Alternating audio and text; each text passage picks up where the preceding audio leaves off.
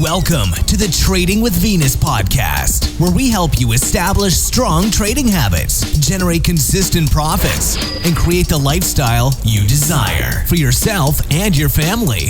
Now your host, Raman Gill. Welcome to another episode of the Trading with Venus podcast. This is your host, Raman. All right, before we get started, just a quick disclaimer. This is for educational purposes only. Trading is a risky business, so please be careful with your money.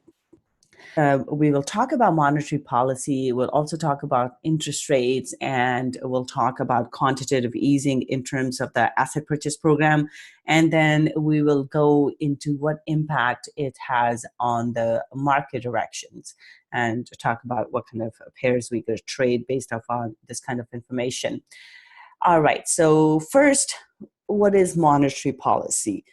Monetary policy is basically looking at the actions of the central bank. So you may have heard me say, well, we have ECB coming up, we have Fed coming up, we have RBA statement coming up. All of these are important reports, are news events that we have to watch out for because they are related to monetary policy. So central banks set the monetary policy for the country. And what are they? Why do they manipulate the monetary policy or change the monetary policy? Because based on what's going on in the economy, they have to stabilize the economy in terms of getting more employment, making sure the prices are stable, and that the economy is growing. So how does monetary policy work essentially? So the first thing about monetary policy, there are two types of policy. I should backtrack a bit. There's a fiscal policy and a monetary policy. So fiscal policy is set by the government. So we're talking about tax reforms. So when we talk about tax cuts, tax reforms, anything like that, that is part of the fiscal policy. So the government will set that policy. Monetary policy is more to do with the money supply, and that is set by central banks. So monetary policy can be of two different types. One is expansionary monetary policy and contractionary monetary policy. When we talk about expansionary monetary policy, this is followed in terms of when there is low growth in the economy. So if the economy is not doing so well, central banks will cut interest rates. And the reason they will cut interest rate is because they want to get more money into the pockets of the business and consumers. So if the interest rates are low, people will borrow more money. So they will get more mortgages. They will get more business loans. Businesses, because they can get cheaper money or they have to pay cheaper interest rate, they will want to borrow more money to buy any equipment they want or to do more hiring. So this creates that it improves the economy, but because it puts money in people's pockets. And when people have money, in terms of when they have the borrowing power, the businesses will add to their investments in the business. They will hire more people, which means that people will have more money in their pocket because they're working, which means that they will go and spend more money. So it creates this business cycle, which expands and grows the economy. Whereas contractionary monetary policy, so over the last almost 9 years, 10 years here, we have been in this cycle of expansionary monetary policy since the financial crisis of 2008, 2009 there. During the last 10 years, we have seen central banks drop interest rates. They have constantly been injecting money into the economy in terms of asset purchase programs. So the monetary policy have been very expansionary. Right on this point as well, the way the monetary policy works is that there are two ways that the central banks can put money into the economy. The first one is by cutting interest rates, which is what I just talked about. Second one is by asset purchase programs. And this is what we just heard from ECB. Asset purchase program means that the central banks will buy bonds and other securities.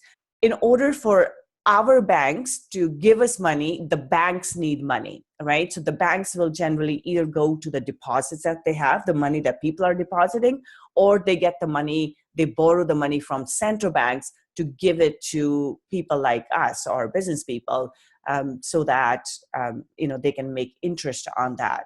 So those are the two sources that our banks have to get more money into the banks so that they can lend it out.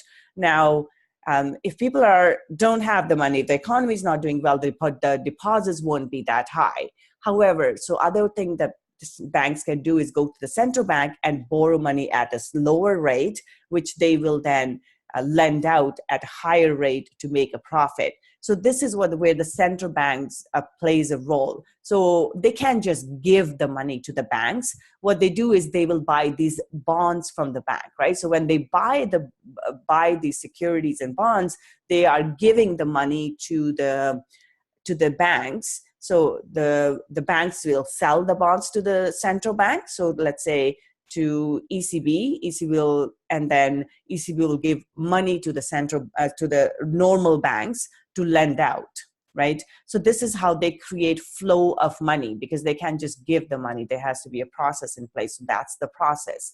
So once the banks have money, they will lend out more money, because now they can make a profit based on the money that they have, because they have to hold certain reserves that they cannot go below. So they cannot just lend out all their money. They need to maintain the reserves and have money to lend out. So this creates the business cycle where people have more money, there's more money in the economy, more money flowing in the economy, and people can make more investments, and the whole business cycle is geared towards growth. So now, over the last 10 years, this is the business cycle or the monetary cycle, policy cycle that we have been in. And now, if you look at the US numbers, for example, we are seeing a really high growth employment numbers. If you look at Europe, the employment numbers are really high. The data is coming out positive. Inflation's going up. Same thing with UK as well. Employment numbers coming out look really good. Retail numbers are good. The inflation data is good. So overall, the economy is doing well. More people are employed today than they were back in 2008, 2009, when the economy wasn't doing so well.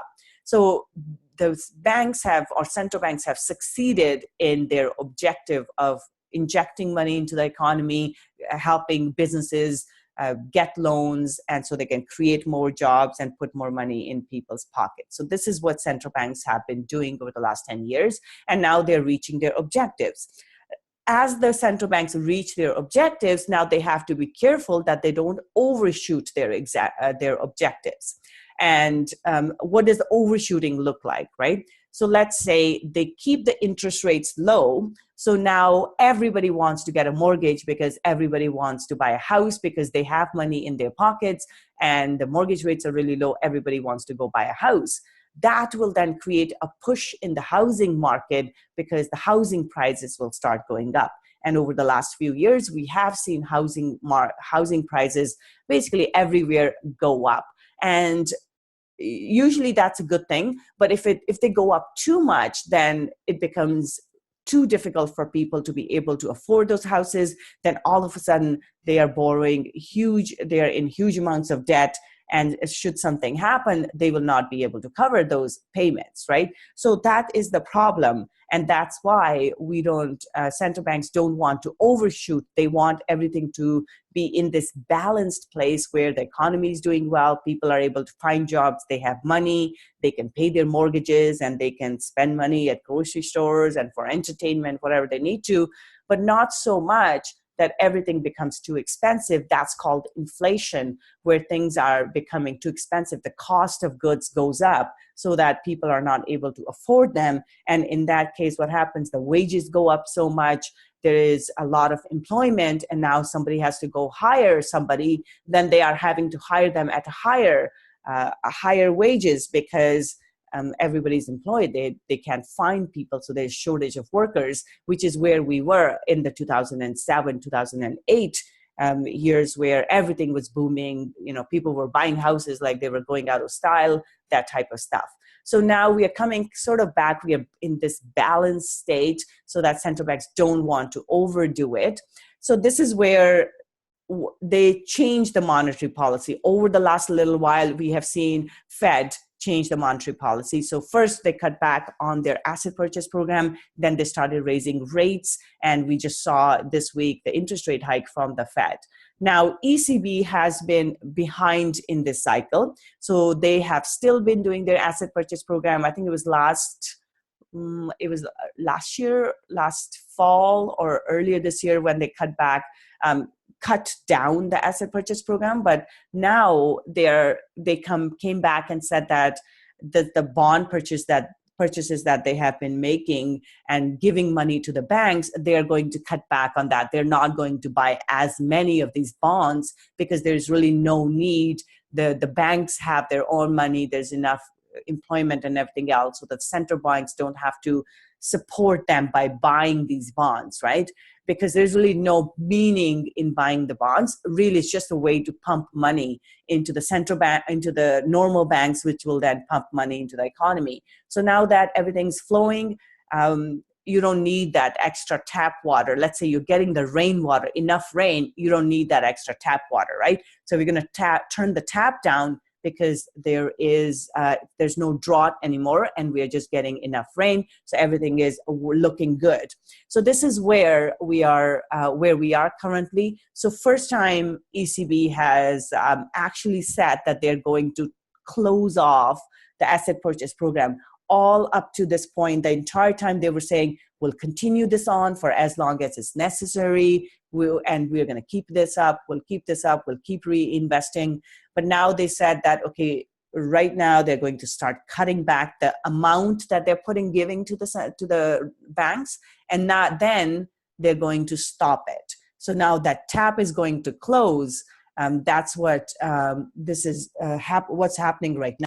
So that is called contractionary monetary policy. So when ECB or any central bank says that they're going to contract the monetary policy by either reducing the asset purchase program or completely shutting it down, that is good for the currency. And the reason we did not see that with the ECB is because after that last couple of weeks, ECB officials have been very vocal about this point because they were trying to give the markets heads up that this was coming up, right? But what they said now, they did come out and do what they said they would do a couple of weeks ago, but they kind of went completely the opposite direction in the sense the market priced in the easing the QE, asset purchase program, cutting down of the asset purchase program. But then the market started expecting interest rate hikes, that the ECB will provide some forward guidance.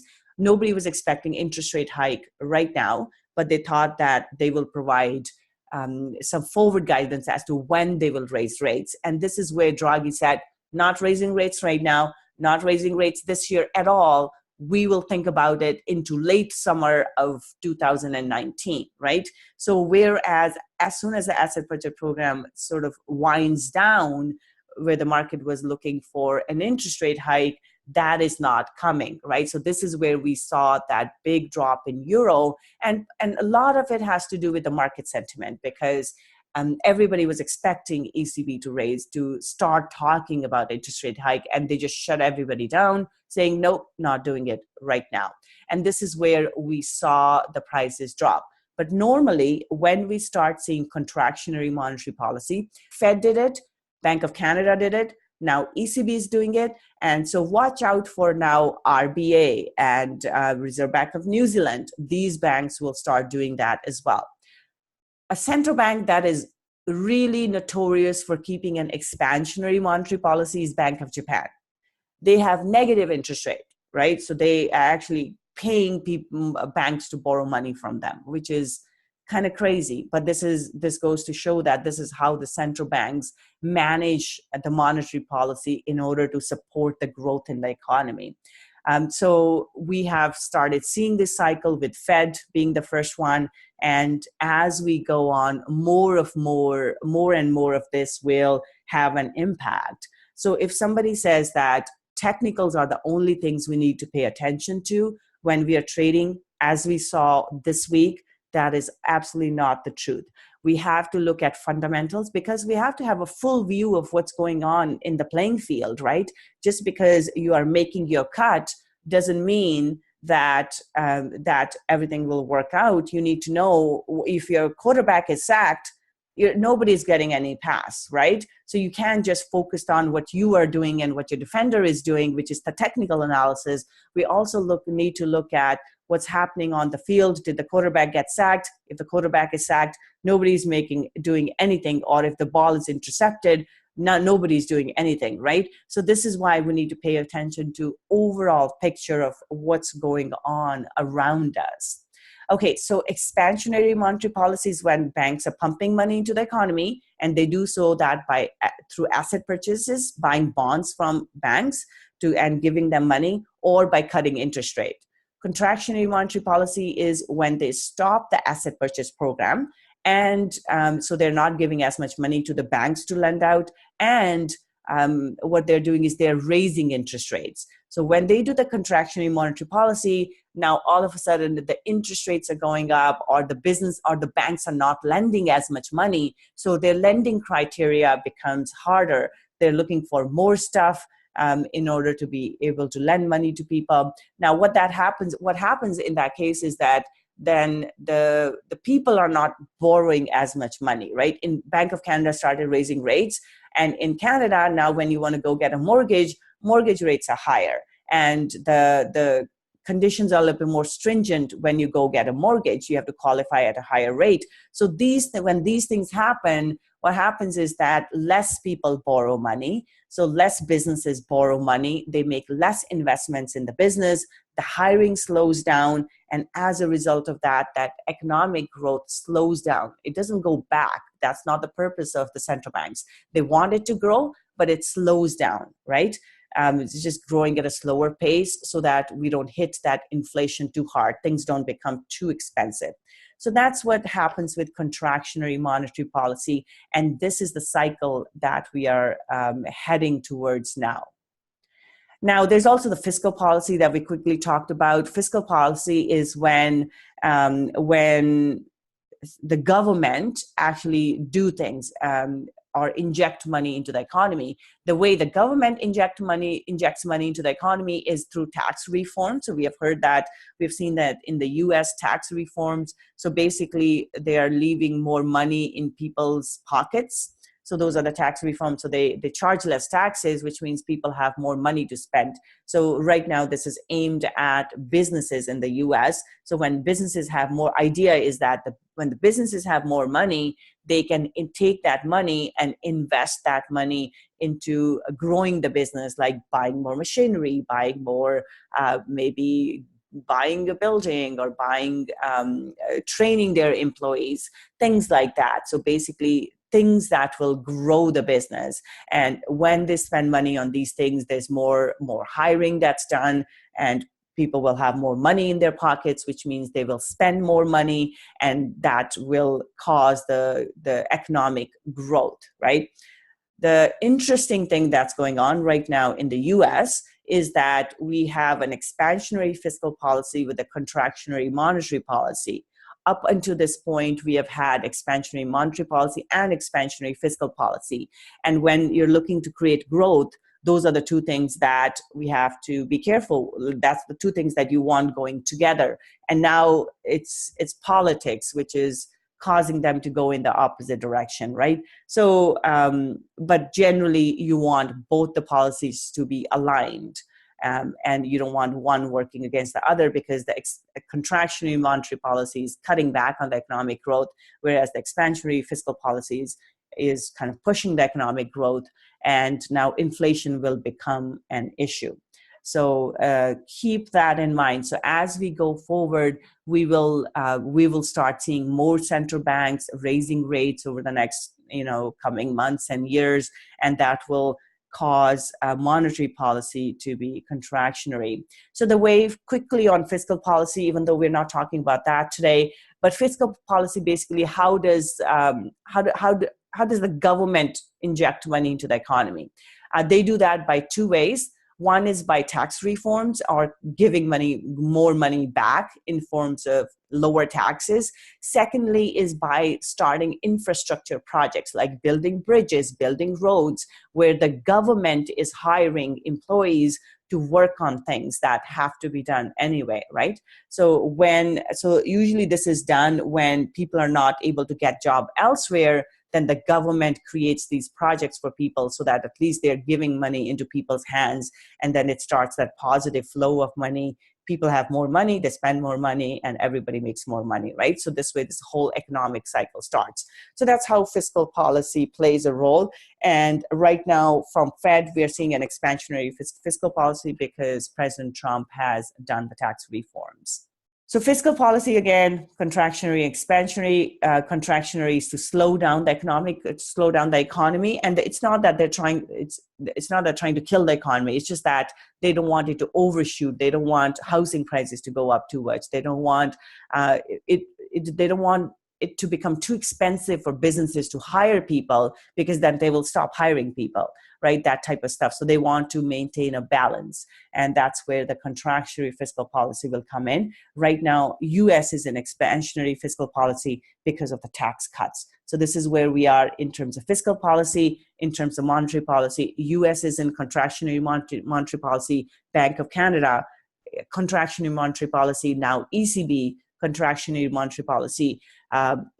Now, UK hasn't done that, so that's the next one we have to keep an eye on. Then we have to keep an eye on Australia and New Zealand as well, because they will follow shortly after as well. So far, they've kind of held off. Usually they do that as Canada does it. Usually the way it works is US moves first, and then either Canada, Australia, or New Zealand, one of these will do it, and then the rest will follow of the three commodity currencies, and then we'll see like ECB and UK do it as well. So now we have the whole sequence is a little broken, but we'll start seeing New Zealand, Australia, and UK follow the same path as well, or similar path. So keep an eye on that, and it will have the same impact on the currency. So when the monetary policy is changed, is contractionary, interest rates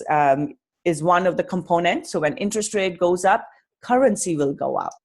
So if a central bank raises rates, you will normally see that the currency goes up. So sometimes you don't see the one-to-one relationship, because this is where I always talk about it's the comments that will make a difference, right? With the ECB, they contracted the monetary policy, but euro dropped because their commentary was what caused it to drop. First, euro went up because they talked about cutting the asset purchase program. Euro jumped up, and then euro dropped because they said, oh, by the way, we're not raising rates.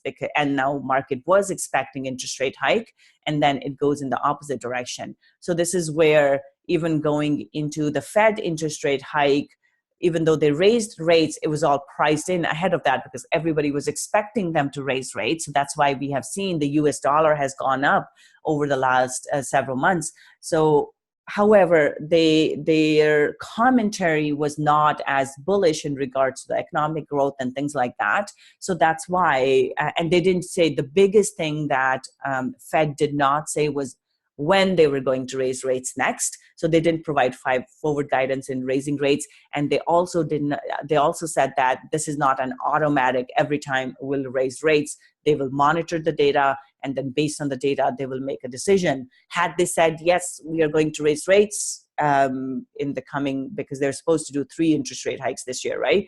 And they said that, yes, next we'll just continue raising rates, that, or even given an indication of that, that would have been positive for the US dollar, because they said, oh, we don't know whether we will continue raising rates or not. And we don't know when we'll raise rates, that type of stuff, that put a negative bias on the whole thing. Same thing with ECB. They said, this doesn't mean that we're going to raise rates. We'll wait till late summer of 2019, which means that's what drove the euro down, right? So generally, when interest rates go up, the currency will go up as well. And when the monetary policy is expansionary, the currency will drop because there's too much supply of money, right? If there's too much US dollar is not worth as much. When they pull back that money supply, close the tap off, then there aren't as many US dollars. Somebody wants to buy US dollars, they'll cost more money, right? That's why the currency goes up when a monetary policy is contractionary.